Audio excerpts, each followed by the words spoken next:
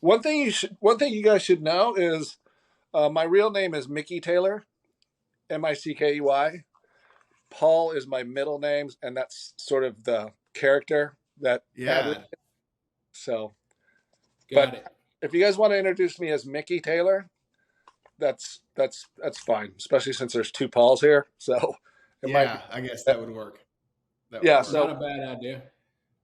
it was just a sort of I wanted to be anonymous for a while. So, but now the Yeah. cat's out of the bag. When did the cat get out of the bag? Well, we started AdWeek many years ago, and we kept it really quiet. And there was one guy we used to work with at Shy a Day, who they were accusing him of doing it, and he was kind of pissed because he could have gotten fired for some of the things we were saying. So Imagine that. we just started. He kept sending us emails like, "Okay, who is this?" And he would start guessing, and then we started fucking with him, and we started doing articles using names and things that only people at Chiat would know. He was getting so much heat, and then he's a good friend of ours, so we finally came out of the closet with him, and he kept it quiet. But now most people know it's Mickey Taylor.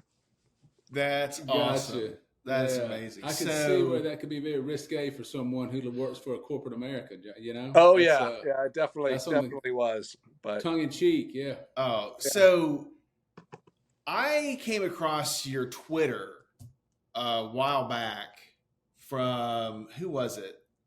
I think David Baker. I don't know if you know who David Baker is. He's a phenomenal consultant in the creative space. But he has interacted with some of the tweets, which is where I started following you. And so we used to work for Comcast a while back. And so we used to get, obviously, the subscriptions to AdWeek. The proper AdWeek. The AdWeek. The double E. Yeah. Right. Yeah. Right. That's a good way to say it. Oh, man. So I have so many questions. Hey, mommy. Because it just seems like you get it that bad marketing sucks, right? Yeah. And the whole process. Are we on right now? Is this the part of the podcast? Yeah, we're recording. Oh, okay.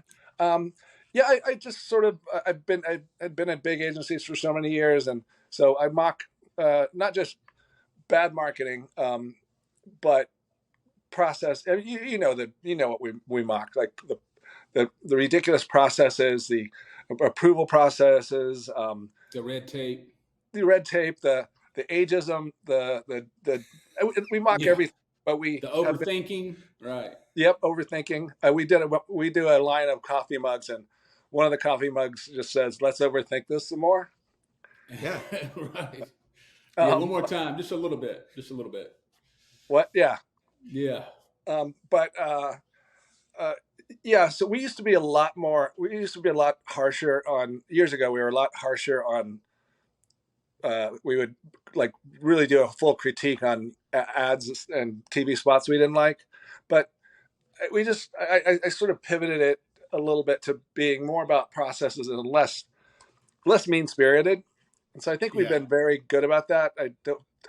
Of all the tweets we've done, we have over 100,000 followers now on Twitter, 45,000 on LinkedIn, and between followers and friends on LinkedIn. And we grow, like on Twitter, I think we grow between 300 and 1,000 new followers a month. And that's completely unsolicited. We don't spend any money advertising it. But back to bad marketing. So we've been very careful about not seeming mean-spirited and not looking like it's sour grapes. So we don't point fingers at clients too much. We kind of spread the mockery. So we make fun of creative people. We make fun of media people. Right, sure. So a little bit of everybody in it. Yeah. But we've not had any haters. Honestly, the years I've been doing this, I think maybe only one negative comment, and I don't even remember what it was. Nice. but and then there's some people that don't realize it's satire, but I don't, I Yeah. don't, I don't respond to those. My audience responds to it, and they'll say, "You realize this is just a joke, right?" Yeah. Exactly. Right. Because every single one starts with breaking.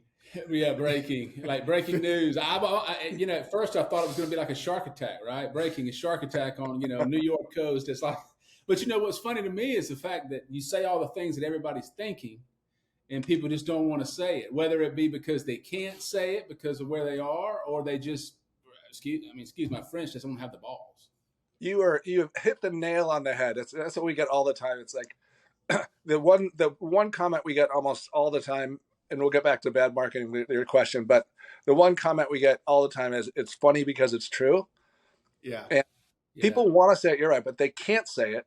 But what we have found out is people will, before pandemic, people will print out the tweets and pin them up on their wall, and that's their way of saying, "I want to say this, but I didn't say it. AdWeak said it, so don't blame Right. me." Yeah. Right. It's So not me. you hit the nail on the head, and that's kind of what we strive for. Is what it's like. Comedy is, it's funny because it's true, and you could relate to it. Yeah. Uh, and the like I said, we've never gotten any negative comments. So one comment we do get is, "You're not supposed to capitalize every word in a headline," uh, but Says we who? we just stole everything from The Onion, and that's what they do. Oh, exactly. Okay. Yeah, that's right. So So is That's that right. where it comes from? Okay. yeah, in fact, that's where Yeah. it comes from. We were at a bar, me and another writer friend of ours, and we were talking about The Onion. And we thought, wouldn't it be funny to do an onion for advertising? And we didn't imagine we would do more than a couple, things. They got popular, and then at one point, I thought The Onion would be mad at us, and then I ended up talking to somebody from The Onion. And he's like, "No, we love it, so keep doing it." I was That's like, "Well," awesome. Yeah. and then the real AdWeek, I think, I know just because I knew a couple reporters there. The double E AdWeek, they were looking for ways to sue us, because we kind of just stole their logo, and their CEO, I guess, was a former lawyer, but he couldn't. You can't. I don't think you could sue for satire. Yeah. I don't think there's any Now, ground. What's the grounds for that? I mean, it's not Yeah, slander, no, I mean, if that's the case, then you have to sue the Daily Show and the Onion and Yeah, oh, absolutely. um, Yeah. Colbert and Jimmy Kimmel. So anyway, bad marketing. One thing, and I don't know, and maybe you guys have your own opinions on it. Like, I don't know what is causing this funk. I have a couple theories, and I've been very careful over the years, and I've had my own agency, and I've been a creative for many years. I've been very careful not to indict things I see on TV. I mean, I could look at it and go, "Wow, that's bad," but I don't know why it's bad. Like, there's a myriad things that go into creating a piece of advertising or marketing. So it could be bad because the creative was bad. It could be bad because of the client, focus groups, client's family, you name it. Bad casting, bad director. So it's hard to say why it turns out bad, but I just think we yeah. I just think we're in a funk, and like people are. I don't think. Think.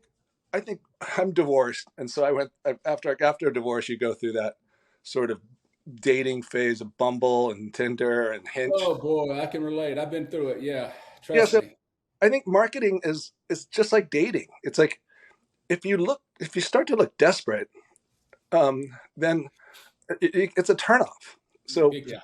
if I saw some woman on Bumble, and I was like, you can't see this, but like, "Oh, I noticed you looked at my profile." And like a day later, it's like, "Hey, I noticed you looked at my profile. Why aren't we talking?" I mean, Yeah. Yeah. Yeah. that's what marketers are doing right now. They're doing, "Hey, I noticed you were on our site. I noticed you abandoned cart." But it's like, well, I abandoned my cart for a reason. Yeah. So Exactly. Yeah. Yeah.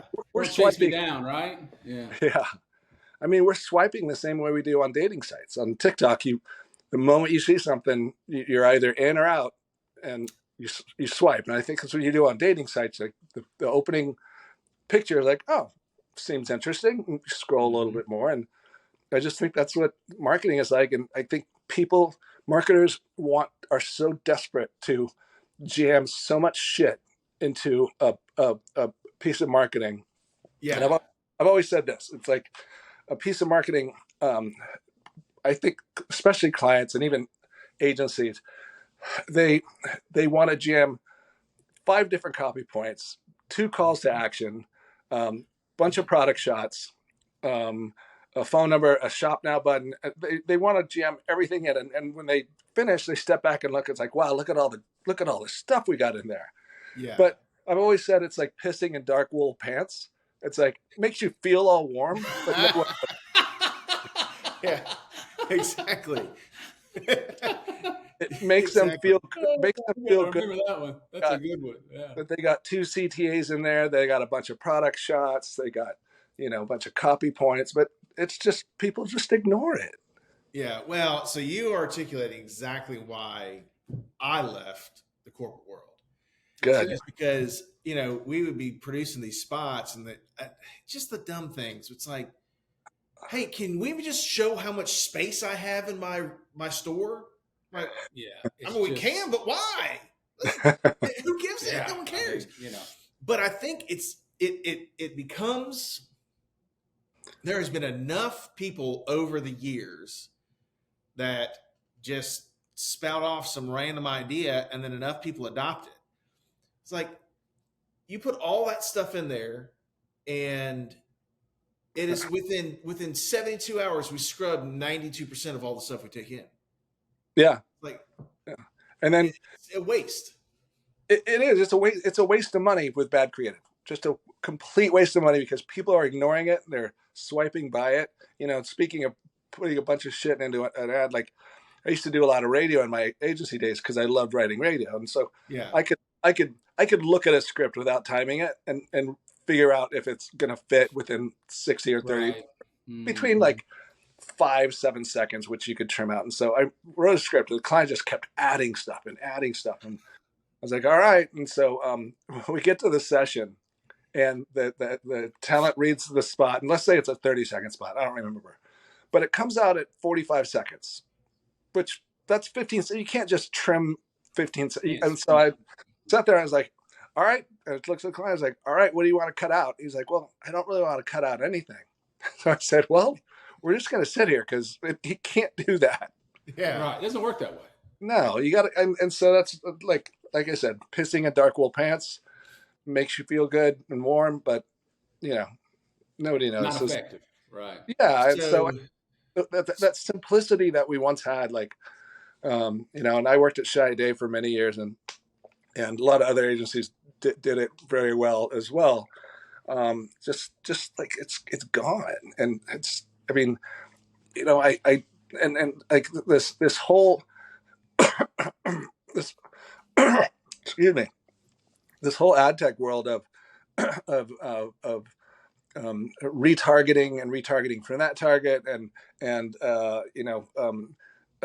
click-throughs and conversions. So I did a tweet. It showed this. And he may have seen it. I use this picture all the time. It just shows this sort of angry-looking client. Yeah. And it says something like, I'm going to screw it up, but something like, client demands to know why people aren't shopping more when the ad clearly says shop more. Exactly. Well, there's a bunch of reasons that they may not want to shop. Maybe they don't have the money at the time, or the product's not for them, or it's too high priced. It's like, just because they shop now doesn't mean they're going to do it. And I get this so much of like, well, it's not converting. Well, sorry. Well, it's like, it's the old, you could lead a horse to water, but there's a bunch of reasons why they may not want it. I can't. That's right. I've always wondered why anybody that cared to be, give good creative advice would allow anybody to put a phone number on a billboard. Well, like I said, it's the dark wool pants thing. Yeah. It's like, please just have the balls to say, no one's going to pull over and write your number down. Not gonna. Now, I will say this, and this was not a phone number, but I still remember growing up, played a lot of soccer in Atlanta from Augusta. There was a billboard that had a truck with a donkey in the back, and it said, "Our trucks haul ass." I remember that. And man, I was probably, that billboard's probably been gone 20 years, and I still remember it. Yeah. And that's what that's again, people don't understand the mediums. I did. So I loved outdoor, loved it. And I remember I worked, I'm not patting myself on the back, and don't tell me if I'm blathering on too long, but No, go. I did years ago. There was an airline that flew out of LA, and it was a French airline, and they only flew to Paris and Tahiti, two of the, amazing locations. Well, around the airport, there's every billboard is, 15 flights a day to San Jose, 12 flights a day to Phoenix. And like, that's all you see around LAX airport. And so since it was called AOM Airlines. And since they flew to, Tahiti and Paris, I just wrote a line that said 0 flights a week to Detroit. It was one billboard. And it got so much press. And that's awesome. It was super simple. Yep. And I think you're right. It's like we've lost that simplicity. Like we've lost that sort of, would I ever do that? Like to put a phone number on a billboard, even in radio, I was against it. It's like, because you're driving, absolutely. It's like they'll figure out your phone. Right. They'll figure it out. If they want it bad enough, they'll get you. Oh, absolutely. But let me ask you this. If you had to give, so is that the one thing that you would recommend in order to try to overcome this gap of such bad marketing, is simplification? Is that the word of the day? I think so. And I think, it's just like I've always said, no one turns on their TV to learn more about products and services. They turn it on to be entertained. Yep. And that, whether it's drama or comedy, I'm more into comedy, but I've certainly done some dramatic stuff. But it's like, and I love some of Nike's sort of inspiring dramatic stuff. And so it's just I said, it's like going to I hate, I'm just like full of analogies. It's like, just be human. And I've always said, social is nothing new. We've been social creatures since we were cavemen. Yeah. And so, like, you don't go to a dinner party and just start blathering your resume. Mm-mm. You tell a joke, you listen to a joke, you laugh, you just, why can't you be like you are at a dinner party? Yeah. Or a backyard barbecue? You want people to like you. Authentic? Would that be the word? Yeah, just real. Just yourself. Right. Speak in human terms. And like I said, I don't walk into a backyard barbecue and just start talking about myself and what I've done and what I do and my job. And I'm like, that'll work its way into the conversation. People say, what do you do or whatever. Yeah, but it's coming. Yeah. Just be yourself and be entertaining. And so I think that's we're talking in marketing speak so much these days with brands. It's like, just be entertaining. I think some of the best, I think some of the stuff that I like really doesn't make a lot of sense. Like, do you remember the Dilly Dilly campaign, of course, with Bud Light? That's been I do. Yes. Yeah. So Dilly, that made no sense. Remember that one? Yes, I do. The strategic planner at Wyden said, if they had tested that, it would have died so fast. It's like, it's set in medieval times, not on the beach, no scantily clad people. Right. And they used the term dilly dilly, which no one knew what that meant. They still don't. Yeah. No, I don't even know that I do, actually. Yeah. But people were saying that at bars. Like, I remember I was at a bar and somebody ordered a Bud Light and the bartender said dilly dilly. And then the whole bar erupted in dilly dilly. That's hilarious. But that didn't make any sense. Neither did Dos Equis, the most interesting man in the world. Like, that brand, Dos Equis, was a Southern California surf brand for young people. But yet they went with literally, that actor was 72 years old in real life, and his character was a billionaire. Like, surfers can't relate to that, but it was a great campaign. Yeah, it was. Somebody in the marketing department took a chance and they said, so what? It's not a 25-year-old surfer. It's not set at the beach. It's somebody that you can't relate to at all. A jet set billionaire. And then at the end, he says, I don't always drink beer. What client would say that? Yeah. Yeah. No, that's great. Now, have you ever heard of Roy Williams? He's I think he's out of Texas. He's got 3 books that I know of that I've read. The Wizard of Ads.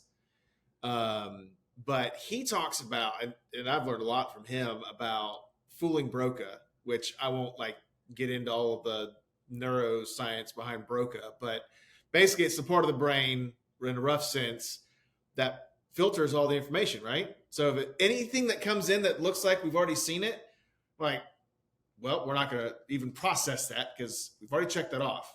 So Dilly Dilly is so dramatically different, and it wasn't trying to sell, and you weren't having to remember like, oh, how many calories does Bud Light? Who cares? Right. It's Yeah. Dilly Dilly. So, so for the record, Paul, what the hell does it mean? Does it have a meaning? I don't. I looked it up, and there's varying definitions. I think that people were guessing, but the one I thought it was close was delicious. Yeah. Okay. All right. So Okay. I don't know. I think people have different theories, but that's what's great. People started But talking. it didn't really matter, did it? Right. No, but they were entertaining, and they did take some jabs at, I think, Michelob or Coors Light. So they did have some points of differentiation, but like that I think that's a great point of your brain sort of processing and realizing in a nanosecond whether they've seen it before or, I remember during the days of print ads, they said people, once they turn a page, they make a decision in like a fraction of a second whether they're going to stick with the ad or move on. Yeah, exactly. And to your point of like trying to cram stuff in there, like you nailed it with the TV. Like if the HVAC goes out in Augusta when it's the heat index of 107, my wife doesn't say, can you go sit in front of the TV and wait for a commercial to come on? Like, no, hell no. She's like, get on. Whatever's on the top of your mind is where you're going, right? But we spend so much time with those mediums. If you make it comedic or sad, it's about that emotional connection, which to your dinner party, that's what we do. Like if you and I and Chad are all around and we talk for 5 minutes, we're like, all right, well, Chad's a goofball, so we're going to go over here and we'll just carry on the conversation. That means, so we should have that approach to everything that we do in marketing.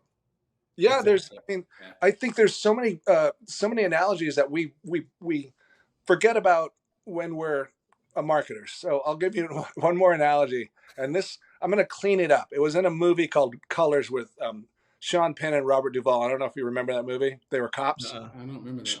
Sean Penn was like this young, wants to arrest everyone. Robert Duvall was this veteran who's like, let's take it easy. And so Robert Duvall tells this story, and I'm gonna clean it up. It's like there's two bulls standing on top of a knoll overlooking a pasture of cows. There's an older bull, and then there's this young bull. And it's going to sound a little rapey, but so forgive me, but it was in a movie. Nobody cares around here. I promise. I know exactly where you're going with this. So the young bull says, hey, let's run down there and have a relationship with one of those cows. And the older bull says, let's walk down and we'll have relations with all of them. Yeah. So you can imagine there you go. What that says. But I think that's another thing that we've lost. We've lost the swagger. Yeah. It's like, Apple has the swagger. They've never done a call to action in their lives. No. They just say, here's the new iPhone. That's it. Come and get it if you want it. If not, go fuck yourself. It's just an image. Yeah. Exactly. That is it. And here's another thing about them that forgive my language, but when Jobs was around, they were one of the biggest FU companies in the world. Yeah. Their margins were huge. He didn't believe in philanthropy at all. Yep. They didn't have any social media. And their prices were through the roof. But God, that's what a brand does, and their products lived up to it. So, but we've lost that. We've lost that swagger. We just want to like be that person on the dating sites that just keeps coming at you and like, hey, you haven't called. Stop. Where are you? Are you going to talk to me? Can we go out? Yeah. Gosh, it's like I've had enough. A dating site or LinkedIn? I can't remember. What was? Yeah. And LinkedIn's just as bad. My gosh. It's terrible. You know, we got kicked off of LinkedIn. I don't think LinkedIn likes us. So originally, and I think you guys bring up a good example on LinkedIn. Originally, we went on LinkedIn as the first name was AdWeak, the last name was Editor. Uh-huh. You know, we weren't mean to LinkedIn, but we did poke fun at the, people's things they do on LinkedIn. Well, LinkedIn, we started getting an audience. I'd say, 2,000 or 3,000 followers or connections. Yeah. I think it raised a red flag with LinkedIn, and they booted us off. They took our database, everything. And technically, they were right. They said, "You're not a real person. You have to come on as a real person. So you need to send in your ID." And so that's where Paul Taylor comes from. I had to send in my driver's license, which my middle name is Paul. Oh yeah. And so we had to build our audience from scratch. And there are some people that have said, this post belongs on Twitter or Facebook. This is a professional network. But then I've had a lot of people say, "You're the only reason I visit LinkedIn every day." Yeah. And so Well, I don't know why LinkedIn hasn't embraced us, but there's been a lot of people that say you're the only reason I come here. So and I think to your point, it's like, it's refreshing, and that part of your brain that says, this isn't the same shit that people post. yeah. Yeah, I mean, it's so monotonous. I mean, it's all the same on that. I'm not saying it doesn't work. We were talking about this earlier, but it's just all of it's just, it looks so similar, and it's like white noise to me. It just washes out.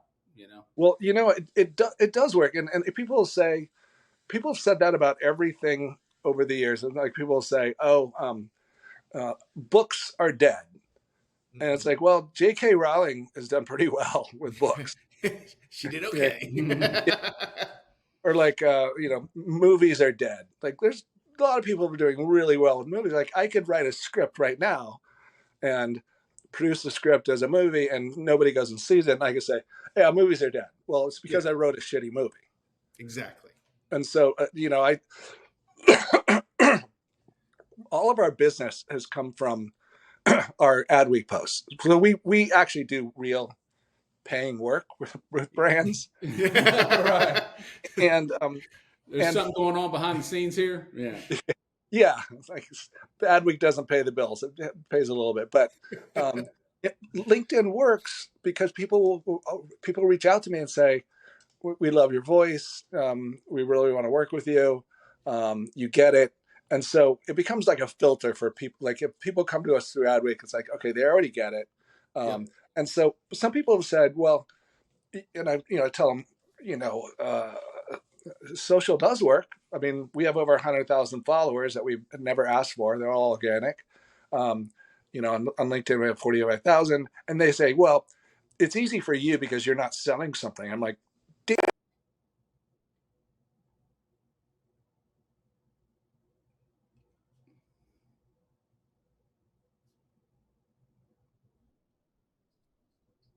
Oh, gotcha. That everybody else does.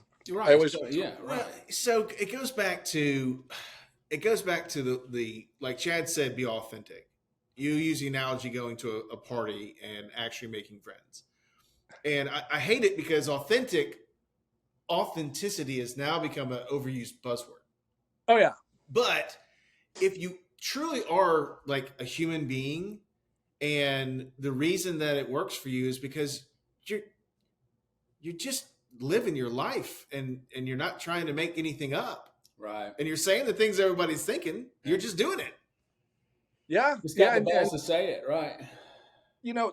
I've heard somebody say a long time ago, which I think is true. They said, human behavior has not, or humans have not changed since caveman days. Nope. We like to laugh. We love our children. We want to be successful. Like, that's all. Nothing has changed over time. Our behavior has changed on how we, grasp that information. But I always said, there's a reason America's Funniest Home Videos has been on for 40 years. Yep. Because people laugh at people tripping and getting hit in the nuts. I mean, that will always be fun. Always. Yeah, without a doubt. It's true. Without a doubt. Yeah. It spans generations. I remember watching it with my kids. We all laughed. Like, that will never change. No. Yeah. And so Yeah. everybody wants to find the latest unique consumer insight. Like, I don't know if there are any left. No, it's It's not. I mean, it like you said, the behaviors don't change. We process information the exact same way. It's just we have exponentially more platforms to Yeah, do things with. And I think the vast majority of people mistake having lots of opportunity with, oh, everything has changed. Nope, you just have more places to put it. You still have to follow a pattern. that's a great point. Who said that, Chad or Paul? That was Paul. me. I'm going to take credit for that. I think that's a super great point. It's like the and I've always said we have we as advertisers have crapped in every sandbox we've been allowed to play in. Yeah. So in other words, remember telemarketing? Like they would call you. Yeah, well, I remember it today. Yeah, well, it still goes on, but yeah. Right. And then it became automated, and then it became banned because it wasn't interesting. Yep. There was a whole industry. TiVo was a whole industry of being able to skip commercials. Yep. Because they sucked. Right. Exactly. If they were entertaining, then we created this whole like Sirius Radio. It's all they tout commercial free. It's like, well, because the commercials suck. Right. Exactly. And that's going to happen in every, TikTok pretty soon. Like I watch TikTok every night for like 3 hours. Nice. I've seen more and more ads come up, and I swipe by them so quickly because I could see them like in a nanosecond. And it won't be long before it's all ads, like Facebook. And it's like, because the ads suck. So I'd watch them if they were interesting, but. I've had so many clients ask me, like, how long should a video be? I'm like, well, if it doesn't suck, I have actually watched on multiple occasions 5 or 6 minute pre-roll videos on YouTube. Yeah. But they were more engaging than the video I was actually went to YouTube to watch. Yeah, right. It's like, dang. Yeah, it's if it's good, it works. That's what I always said too. It's like okay, so how long should a book be? I don't know. Yep. If it's interesting, point, right? If it's interesting, good. Then people will consume great content, and I hate using the word content because I think we've been, as advertisers, we've been creating content long before people were saying they create content. Yeah, without a doubt. I agree 100%. 100%. Whether it was a print ad or a direct mail piece or a video or TV spot. But so I don't know why we're calling it content now.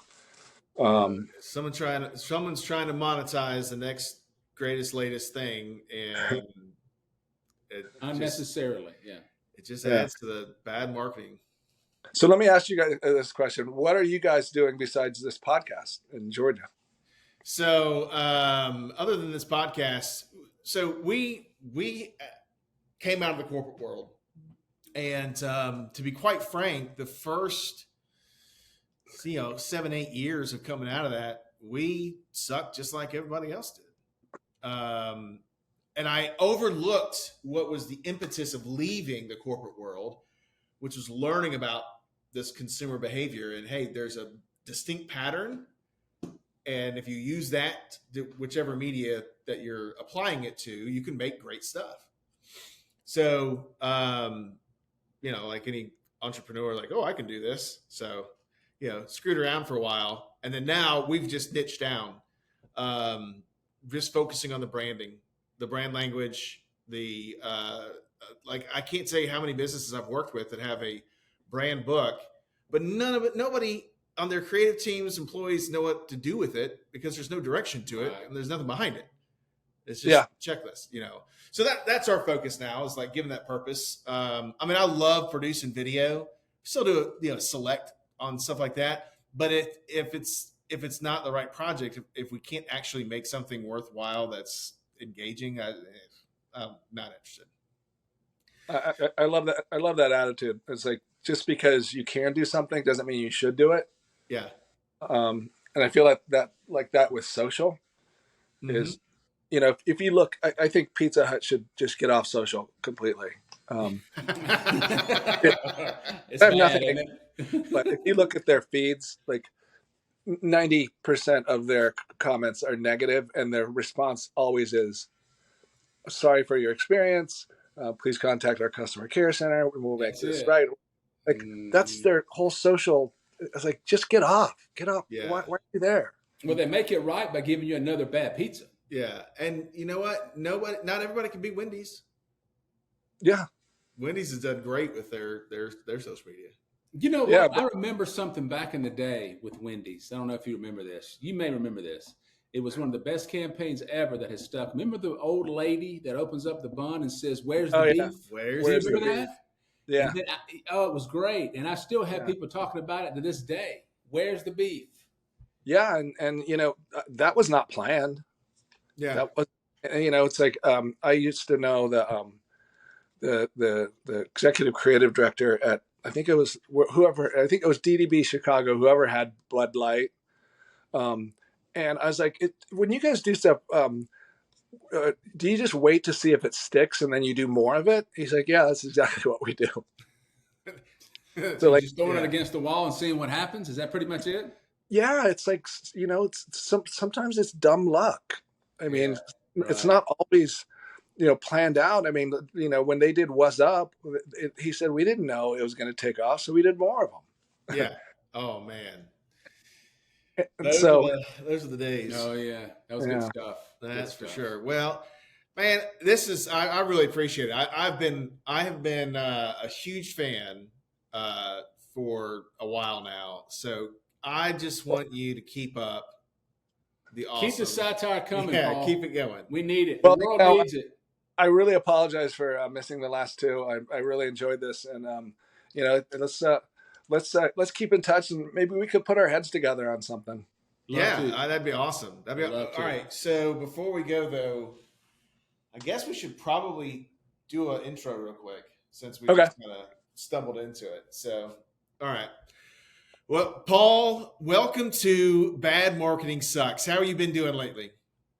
Been very busy. I really appreciate you guys having me on. And like I said, for the listeners out there, my real name is Mickey Taylor, if you want to look me up. But it's a long story behind why it's Paul. But I'm Paul Taylor on LinkedIn. And then, but yeah, I'm really looking forward to our conversation. Awesome. All right, man. We got it. We're gonna call that a wrap. When do you guys think this will be out there? Probably in the next 2 or 3 weeks. We've got we've got one in the can, unless we bump you up. So I've been sitting on this for a couple years, 4 years now. Mm-hmm. And it's funny how the idea came. I saw in some magazine actually, domain names ending in .sucks. And so originally I bought badmarketing.sucks, and I just didn't do anything with it. And then I was like, well, that's actually kind of confusing, and the domain was ridiculously. It was that .sucks never took off basically. And so I bought the real life domain, and I've just been sitting on it for a while. And this past few months, it's like, Chad, you know what? Let's roll, man. Let's roll. It's time. Hey, you only live once, right, Paul? Yeah. Is this a dress rehearsal? I don't think it is it? No. The reason I ask when it's going to be available is I'll promote it on Twitter and LinkedIn when you guys have a link that I could do. Yeah. I've done a few podcasts before, and I always promote them on Twitter and LinkedIn. So as soon as you guys have a link, happy to push it out there. Yeah, that'd be great, man. That'd be great. Yeah. So we've got we've actually got another one coming up that we're going to record. So I wanted to have like 4 or 5 in the can, and then just keep going. And I didn't feel like we needed to do a pre-call with you because I felt like kindred spirits with you already. Yeah, that's fine. It's kind of like Brett Favre was my best friend growing up, but he just didn't know it. Wait, is he really? No, he's being yeah. I mean, he was my best friend. He was in his own mind. Yeah, Brett just didn't know it. I mean, right. So Brett just wasn't aware. I mean, we're kindred spirits. He just didn't know it. So, but we're doing pre-calls and just trying to, because it's amazing how people can I mean, they can put anything out there, and you say, "Oh yeah, I think that'd be a really good fit," and then you get on the phone like, "Nope, that's gonna be boring." Sure. You never know. But this has been great. I'm a huge fan. Well, thank you very much, and always good to connect with fans. Like I said, let's. I don't think I have your website. Do you have a website yet? Or Yeah, whiteheartinsight.com. okay, can you, when you get a chance, can you just send me that link, and I'd love to check you out. And like I said, maybe we could put our heads together on something. Yeah, that'd be great. Now, would you say that your superpower is copywriting? Well, I'll send you a link to our site. It's adweakstudio.com. I had an agency called G&M Plumbing for 20 years, Uh-huh. and we did everything. We mostly me and my partner, we wrote and directed and produced all of our TV spots Nice. for places like Red Robin, HBO. I don't know if you guys have Del Taco back there, but Yes, we did. Yeah. One time. Yeah. yeah, and Roy. But so we would write. We were the first ever place that wrote and directed and produced all our stuff under one roof. Nice. So so yeah, I guess it's hard. I wouldn't say quite copywriting, but yeah, that's my background. But it's conceptual stuff. It's I do a lot of stuff where it's just ideas or TV scripts or video scripts or just social ideas. So I'll send you I'll just send you a link to. It's just a sizzle piece right now, but Yeah, no, that's perfect. I think I've wrote and directed. Like when I was at agencies, I just wrote spots and went to the shoots like normal, and Right. saw it through editing. And then when I started my own agency with my partner, that's when I started directing. But between the two, it's got to be, God, probably close to 150 TV spots / videos. That's awesome. No, that's great. When I was at Shy, we were just a machine. Like I was working on PlayStation and Energizer Bunny and Nissan. It's just we just were cranking stuff out like crazy. That's awesome. We were just thinking back.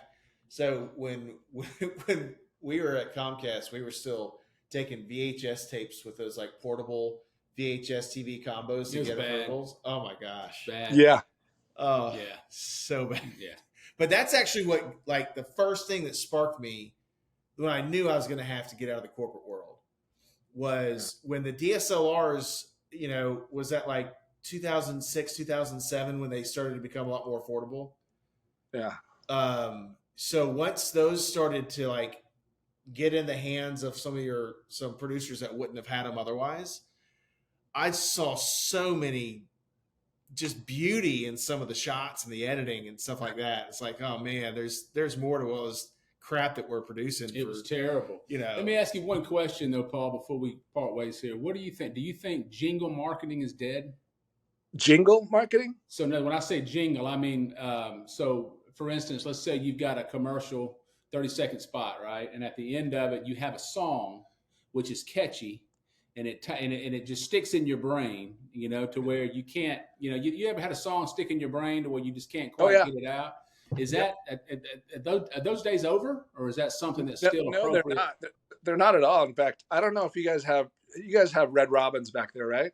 We do. I love it. Still? Yeah. Okay. Yeah. So I created Red Robin Yum. That was you? Yeah. Well, it's not me singing, but no, right. But you wrote the script for that. Yeah, we did a whole campaign called the Red Robin Department of Deliciousness. Yeah. Okay. Yes. And we wanted that sting at the end. That musical sting. And so we of course you hire a music company to do stuff, but we presented Yum, and then they wrapped their brand around it. I mean, so you go into Red Robin for the right product, it's relevant, but not everything. Yeah, but but just they wrap their brand in the Yum thing. It's like it's painted on their walls. Yeah. They use it. Their loyalty club is called the Yum Club or something. Like and it's been running. That Yum thing has been running for a long time now. So it still works. People remember that. And okay, all right. People on their own were this was before TikTok, but we're posting YouTube videos of them doing the Red Robin Yum thing. So I think it works. If it's like you said before, if it's good, it works. Right. Yeah, exactly. All right. Good quality, man. Well, thank you, man. This has been great. All right. Let's keep in touch. Very much. Yeah, let's do it again soon.